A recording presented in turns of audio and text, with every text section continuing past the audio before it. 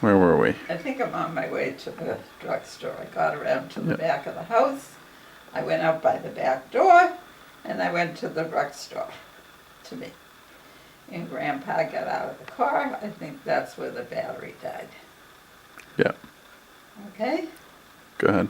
He gets out of the car, and here I am. This is the picture, and there's a bulky sort of image in the front seat of the car. And this is the image that I presented at that moment.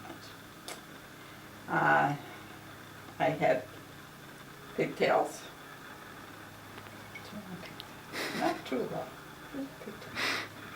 And I had a sweater that I had made, which was very much in fashion, but it was a big, bulky sweater, and a pleated, hand-pleated skirt, which my father had made for me, and saddle shoes, and socks and saddle shoes with a dime in it, because you put a dime in.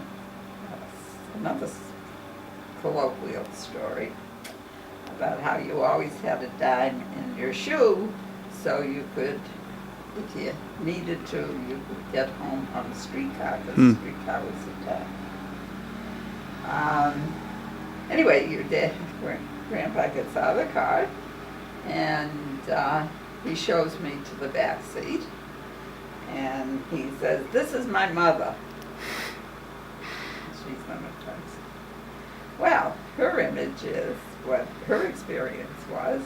Her son is taking out this girl who doesn't look like anything like the girl I would have picked for him to be dating.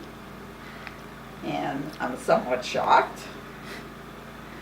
And I was in the back seat, and she's trying to sober herself up after this great shock.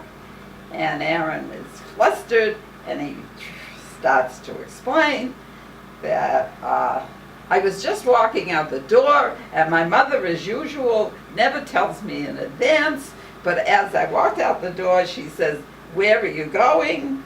And could you drop me at Auntie Bessie's?" He says, "So I'm dropping her at Auntie Bessie's, and then we'll go on."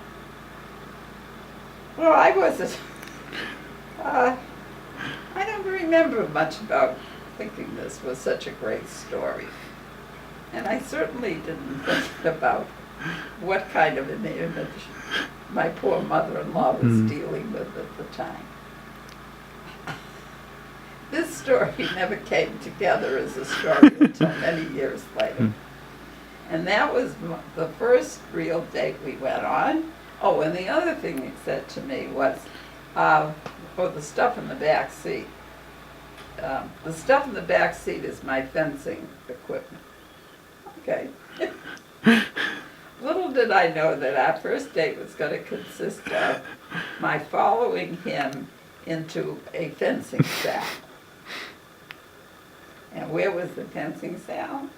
But in the most decadent part of Boston at the time.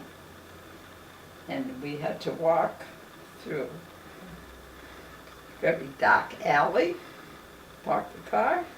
We walked through a very dark alley, and I'm following him with this bag with the swords. Until we get to a door, and he opens the door, and it's all lit up. And that's where I met the Boston Fencing Club. That's good. Yeah, I remember you telling me this story with the sort of image of, you as this like hussy under the street lamp, your mother-in-law. Hussy under the street lamp. Yeah.